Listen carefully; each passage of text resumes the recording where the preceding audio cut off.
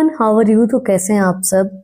आज हम स्टार्ट करें working capital management in multinational companies MNCs. In our previous video we will study about capital budgeting in multinational companies. अगर आपने वो video नहीं देखी है तो उसका जो लिंक है वो डिस्क्रिप्शन के अंदर है, आप लोग जाके चेक कर सकते हैं। इंटरनेशनल फाइनेंशियल मैनेजमेंट यूनिट 4 के हमारे ये नोट्स हैं। तो स्टार्ट करते हैं। Working capital management in multinational companies is critical for their financial health and operational efficiency. It involves managing the company's current assets and liabilities effectively to ensure smooth operations and maximizing profitability. आप सभी ने बहुत बार पढ़ा होगा कि working capital किस तरीके से निकालते हैं। जब हम करंट एसेट्स के अंदर से करंट लायबिलिटीज को माइनस करते हैं तो तब हमारी वर्किंग कैपिटल निकल के आती है। तो वर्किंग कैपिटल का मतलब क्या होता है? जो फाइनेंशियल हेल्थ होती है, ऑपरेशनल एफिशिएंसी आपकी कितनी है, सब चीज़ों को मैनेज करके, करंट एसेट्स को मैनेज करके, लायबिलिटीज को मैनेज करके सही तरीके से, और अब आपके जो बिजनेस के ऑपरेशंस हैं उनको सही तरीके से चला के उनको मैनेज करना वर्किंग कैपिटल का काम है मल्टीनेशनल कंपनीज के अंदर। Then MNCs operate in multinational countries which can lead to complexity in managing working capital due to currency fluctuations, varying tax regulations, and diverse market condition. Here are the some key aspect of working capital management in MNCs. देखो, जब आप multinational वे में कोई भी चीज़ को manage कर रहे हैं, अब एक तो हम इंडिया के अंदर कोई काम कर रहे हैं और फिर एक पूरा मल्टीनेशनल मतलब पूरे वर्ल्ड के अंदर हम काम कर रहे हैं, तो उस चीज़ को मैनेज करना थोड़ा सा डिफिकल्ट हो सकता है। एक इंडिया के अंदर मैनेज करने से, एक कंट्री के अंदर मैनेज करने से और हर एक कंट्री के अंदर मैनेज करना थोड़ा सा डिफिकल्ट हो सकता है, क्योंकि करेंसी फ्लक्चुएशन होता रहता है, करेंसी के एक्सचेंज रेट चेंज होते रहते हैं, करेंसी ऊपर नीचे गिरती रहती है, टैक्स रेट रेगुलेशंस अलग अलग होते रहते हैं। तो बहुत सी कंडीशंस होती है मार्केट की, जिसके अकॉर्डिंगली फिर आपकी जो कंडीशन है वो चेंज होती है। तो कुछ हमें पॉइंट्स दिए गए हैं। फर्स्ट हमारा cash management. MNCs need to monitor their cash position in various countries to ensure liquidity. जब आप मल्टीनेशनल वे में काम करें, मल्टीनेशनल कंपनीज के साथ काम कर रहे हैं, तो आपके कैश की पोजीशन आपको पता होना चाहिए कि आपके पास कितना कैश है और कितनी कैश की लिक्विडिटी है। कि मतलब जितना, जैसे कैश लिक्विडिटी का मतलब क्या हुआ, जिस चीज़ को आप एक साल के अंदर कैश के अंदर कन्वर्ट कर सकते हैं, ठीक है, तो वो चीज़ कितनी है आपके पास, वो चीज़ आप इंश्योर करके चलेंगे। Then they should manage foreign exchange risk to losses due to currency fluctuation. उसके बाद उनको ये चीज़ भी मैनेज करके चलनी पड़ेगी जब आप इंटरनेशनल वे में काम करें। जैसे मैंने आपको बताया करेंसी फ्लक्चुएशन, करेंसी जो हमारी ऊपर नीचे होती रहती है, तो वो चीज़ भी आपको मैनेज करके चलनी पड़ेगी।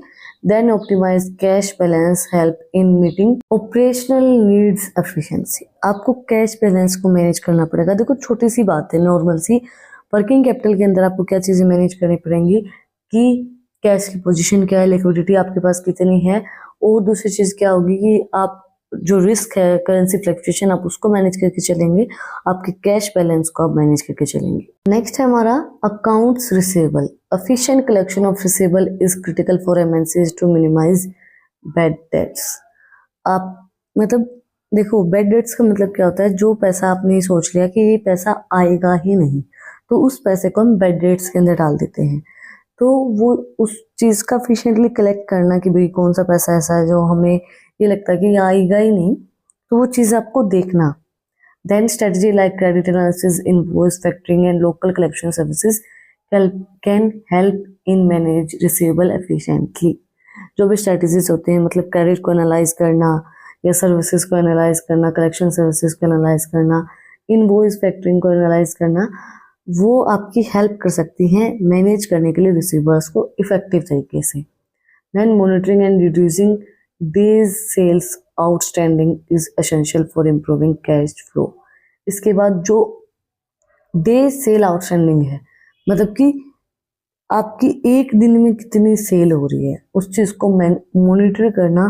कैश का कितना इनफ्लो हो रहा है, कितना आउटफ्लो हो रहा है, उस चीज़ को मॉनिटर करना ज़्यादा अच्छे से आपको ये बताएगा कि भाई आपके पास कितना कैश आ रहा है, कितना कैश जा रहा है, और आप इजीली उस चीज़ को मैनेज कर पाएंगे। आपकी वर्किंग कैपिटल को आप इजीली मैनेज कर पाएंगे जब आपको ये पता होगा कि भाई मेरे पास एक दिन में इतना पैसा आता ही है। तो वो चीज़ को मॉनिटर करना, डे सेल को मॉनिटर करना। Another thing was inventory management. Balancing inventory level across different location is virtual for MNCs. Inventories जो है आपकी, जैसे कि भाई ट्रांसपोर्टेशन कॉस्ट क्या लग रही है, सही टाइम पे आपका प्रोडक्ट पहुंच रहा है नहीं पहुंच रहा है, जितनी डिमांड है उस डिमांड का फुलफिल कर पा रहे हो नहीं कर पा रहे हो, तो अगर आप इन्वेंट्रीज को मैनेज कर पाएंगे तो जिस लेवल के आप ऊपर जाना चाहते हैं उस तक आप पहुंच पाएंगे. Considering factor like lead times, transportation cost and demand variability help in optimise inventory level. अगर आप टाइम के ऊपर सारे काम कर रहे हैं, ट्रांसपोर्टेशन कॉस्ट आपकी सही है, डिमांड के अकॉर्डिंगली आप जितनी डिमांड है उतने प्रोडक्ट्स आप पहुंचा पा रहे हैं, तो आप इन्वेंट्रीज को जिस लेवल तक पहुंचाना चाहते हो, जो लेवल आप चाहते हो वो आप पा लेंगे. नेक्स्ट है just in time. Inventory systems can aid in reducing carrying cost and improving efficiency. इसके बाद आप बिल्कुल टाइम के ऊपर सारी चीज़ों को मैनेज करें ताकि जो कैरिंग कॉस्ट है वो रिड्यूस हो जाए और जो एफिशिएंसी है वो इम्प्रूव हो. Accounts payable. MNC should manage payables effectively to maintain supplier relationship. Accounts को अच्छे तरीके से मैनेज करना पड़ेगा ताकि आपकी जो सप्लायर्स के साथ रिलेशनशिप है वो सही तरीके से मैनेज हो, आपके ऊपर उनका ट्रस्ट बना रहे भाई हाँ ये अच्छे लोग हैं, इन्होंने सही तरीके से अकाउंट्स को मैनेज किया होगा, ये सही तरीके से इन्होंने काम किया है, तो हम इन पे विश्वास कर सकते हैं, तो आपकी एक अच्छी रिलेशनशिप उनके साथ बनी रहेगी. Negotiating favourable payments terms and utilise earlier payment discount can help in optimise working capital. Negotiating का मतलब क्या होता है कि आप उस चीज़ के अंदर फेवर के अंदर डिस्कस करना, ये चीज़ बताना कि भाई देना चाहिए नहीं देना चाहिए, तो आपको वो डिस्काउंट देना चाहिए नहीं देना चाहिए. अगर आपको ये चीज़ लगती है कि भाई देना चाहिए तो आप दो, नहीं देना चाहिए तो मत दो, वो चीज़ें देखना सोचना, तो वो आपको एक ऑप्टिमाइज वर्किंग कैपिटल प्रोवाइड करवाएगी जैसी वर्किंग कैपिटल आप चाहते हैं. Centralising payments processes can streamline operation and enhance efficiency. जो आपकी सेंट्रलाइज पेमेंट है, वो जो प्रोसेस है वो ऑपरेशंस को और अच्छा बनाती है और जो आपकी ऑपरेशंस की एफिशिएंसी है उसको भी इम्प्रूव करने में हेल्प करती है. Last but not least, working capital ratios. Current ratio firstly compares current assets to current liabilities to assess short term liquidity.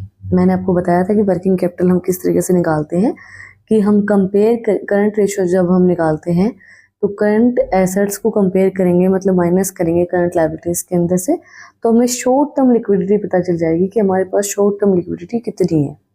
Then quick ratio के अंदर किस तरीके से करेंगे, measure the ability to meet short term obligation with liquidity assets. इसके अंदर हम major करते हैं कि शॉर्ट टर्म ऑब्लिगेशन हमारी कौन सी है और लिक्विडिटी एसेट्स हमारे पास कौन से, जिनको हम इजीली कैश के अंदर कन्वर्ट कर सकते हैं. लिक्विडिटी एसेट्स वही होती हैं जिनको हम इजीली कैश के अंदर कन्वर्ट कर लें. नेक्स्ट है day sale outstanding, indicate the average time taken to collect receivables and reflecting efficiency in managing account receivable. Account receivables को मैनेज करना में कितनी चीज़ें आपके पास रिसीव हुई हैं उसकी एफिशिएंसी को मैनेज करना और इंडिकेट करना कि एवरेज टाइम कितना है कलेक्टिव रिसीवेबल, मतलब आपके पास जितने भी रिसीवेबल आए हैं उनका एवरेज टाइम कितना रहता है कि भाई कितना आप रिसीव कर पा रहे हैं. डे सेल मतलब कितना आपके पास आ रहा है चीज़ें, एवरेज आपको बताना है कि जैसे आपसे नहीं पूछा जाता कि एक दिन में आप कितना कमा लेते हैं, तो वो क्या कहता है, वो एग्जैक्ट नहीं बताता, वो कहते हैं कि ऑन एन एवरेज इतना हो जाता है. तो आपको ऑन एन एवरेज चीज़ें बतानी पड़ेंगी कि आपके पास कितने रिसीवेबल्स आते हैं on an average, day sale आपकी कितनी, आउटस्टैंडिंग आपके पास कितने रहते हैं, ताकि आप चीज़ों को इजी एंड इफेक्टिव तरीके से मैनेज कर पाएं. तो आज हमने स्टडी किया कि वर्किंग कैपिटल मैनेजमेंट क्या होता है, एमएनसीज के अंदर हम उनको किस तरीके से मैनेज कर सकते हैं, क्या क्या चीज़ें उनके अंदर आती हैं. भाई रिस्क होता है, फ्लक्चुएशंस होती हैं करेंसीज के अंदर, आप किस तरीके से उनको मैनेज करेंगे. वर्किंग कैपिटल क्या होती है, वर्किंग कैपिटल रेशियो किस तरीके से निकलता है, करंट रेशियो किस तरीके से निकलता है. अगर आपको आज की वीडियो पसंद आई तो आप लोग को पता ही क्या करना है, कमेंट सेक्शन में मुझे बताना है कि आपको वीडियो कैसी लगी. कोई भी डाउट है तो वो भी आप लोग कमेंट सेक्शन में मुझसे पूछ सकते हैं. और अगर आपको इन टॉपिक्स की पीडीएफ चाहिए तो टेलीग्राम चैनल का लिंक भी डिस्क्रिप्शन में है, वहाँ पर जाके आप मुझे सब्सक्राइब कर सकते हैं.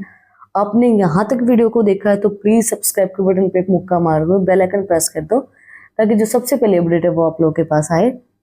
और भी इंटरेस्टिंग रील्स को देखने के लिए इंस्टाग्राम चैनल का लिंक डिस्क्रिप्शन में है, वहाँ भी जाके आप मुझे फॉलो कर सकते हैं। फिर मिलते हैं एक नई वीडियो के साथ, एक नए टॉपिक के साथ। Like share subscribe.